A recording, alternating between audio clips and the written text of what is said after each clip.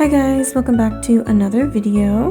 We're back with the third installment of our fair food series. This one is french fries, because who doesn't get french fries when they go to a fair? So yeah, this was another VOD and we have an overlay and everything.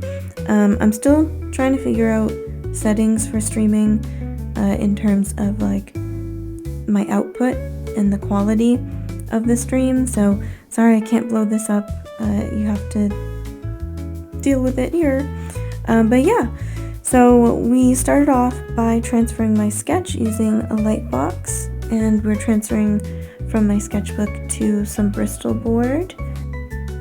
After that, I had to fix some of the lines a little bit, make sure I had all the details, and then I just had to go in and erase to make the lines as light as possible. I don't want any of the graphite firstly showing through, but also if you were to just color over with alcohol markers on top of pencil, it will smudge it quite badly, and that would just look really disgusting. So I'm taking my kneaded eraser because it'll do less damage to the paper potentially, and just lightening up the lines as much as I can while still being able to see them. They are still really hard to see, so what I've been doing recently, relatively recently, is immediately going over the lines with colored pencil, and the colors that I'm choosing are colors that should be most similar to like the darkest shade that I'll be using in any particular area. So because the box here is going to be white, I use some warm grays for my shadows, and so I went in with colored pencil with warm grays. They might look a little bit darker, all of these colors might look a little bit darker than, I don't know, than like you might expect, but they're gonna actually lighten up a little bit when you color over them with the alcohol markers. And then once they're layered on top of other colors as well, when I do the colored pencil at the end, they also don't look exactly the same, especially not the same as the barrel, but even the swatch doesn't look exactly the same. So keep that in mind. It means I have to do a little trial and error sometimes. And at this point, I'm just going over the french fries with this warm brown. I wanted to keep the darker browns relatively warm. All of this is pretty warm. What was a little bit tricky is that in my reference image, which you can see up in the top right corner there, it's a yellow background.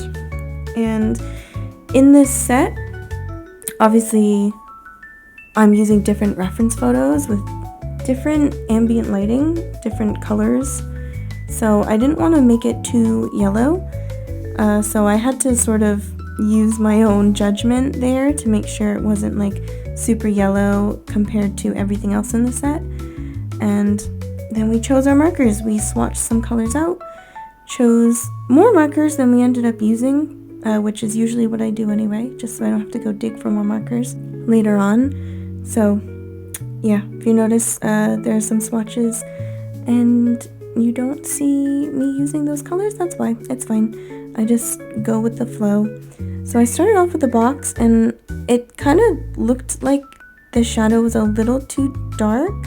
In the reference photo, it is very dark, but it looked a little too flat. So by the end of it, I did end up lightening it up a bit, and I did add a shadow to the bottom, but you'll see that come up later.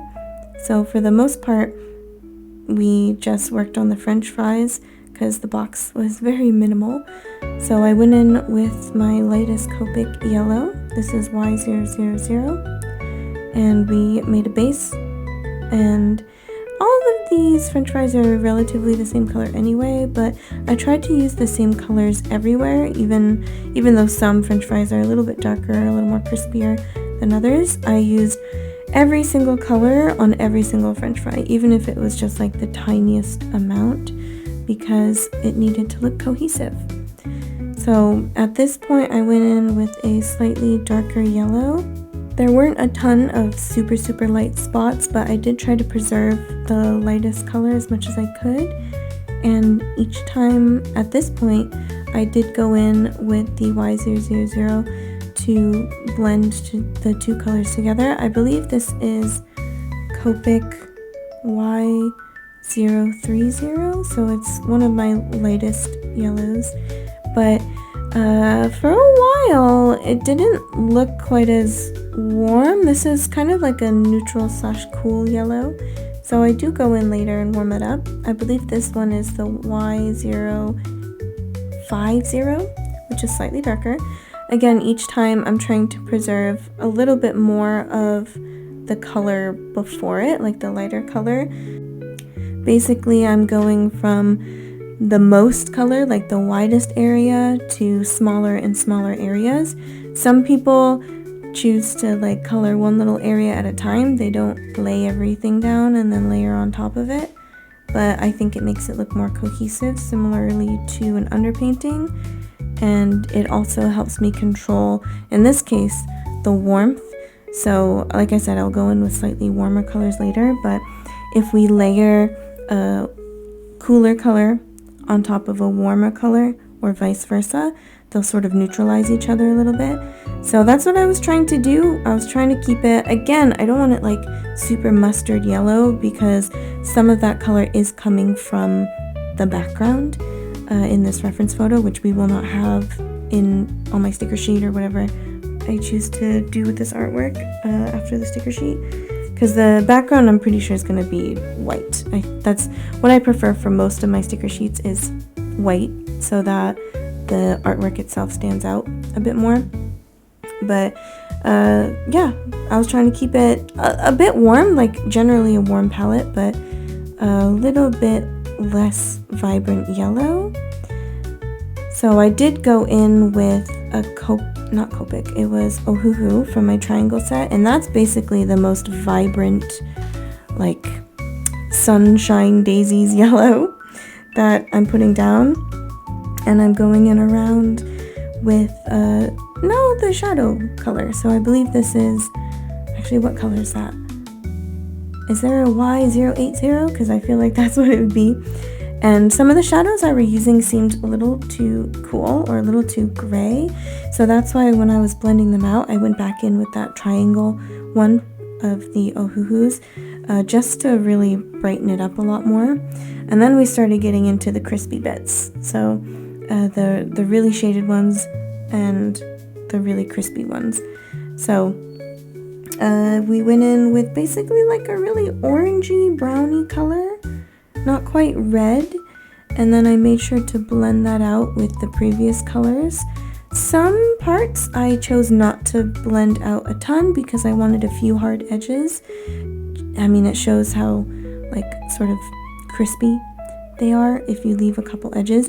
So basically, like the softer, rounder parts of each french fry are going to be more blended than the more solid lines on the shadows. Like those will look harder and more solid, so therefore more crispy.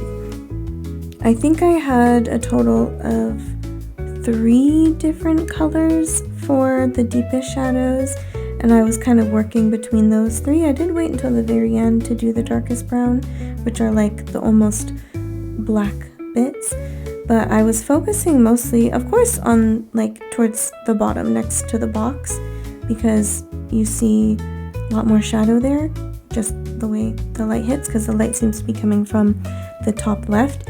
But also I focused a lot of the warmer shadows on like the tips of the french fries, because the thinner bits are what tend to get most crispy and most burnt. I guess burnt isn't the right word, because burnt would be like black, but you know what I mean. They get the most color from just the frying process.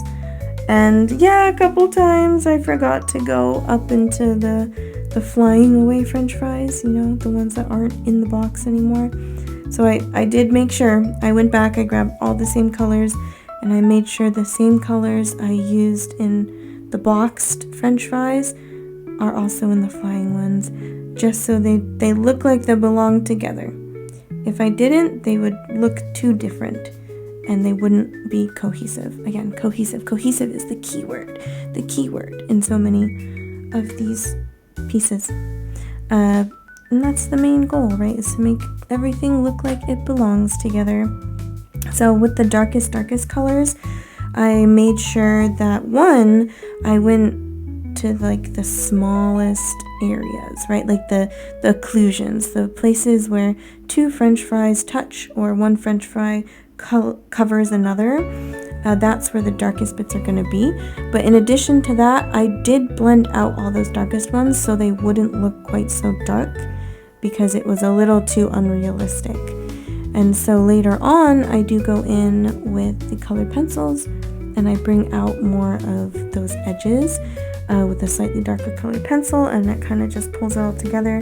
This is where I went back and I was like, okay, I gotta add these colors. I think I skipped a step on these top ones, and I just made sure they all work together, kind of blobbing on some of the color, just so you know, like, it's a French fry. It's not a piece of plastic. We want to give it that texture of like fried potatoes, right? And then this is where I went in, like I promised earlier, and lightened up some of those shadows, because without the context, without like it looking like this is like a photo shoot, they looked a little too dark, and I wanted to add just a little bit of like paper texture, which I hope shows up on camera.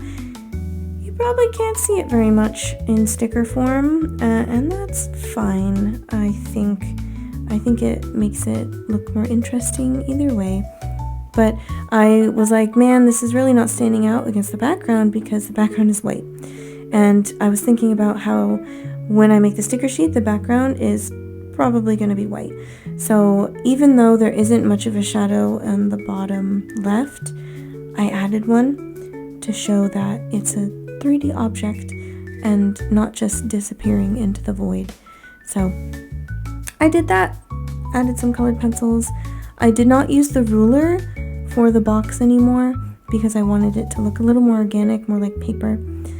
So that's what I did. And then I went on to the French fries, like I said before, with a slightly darker color.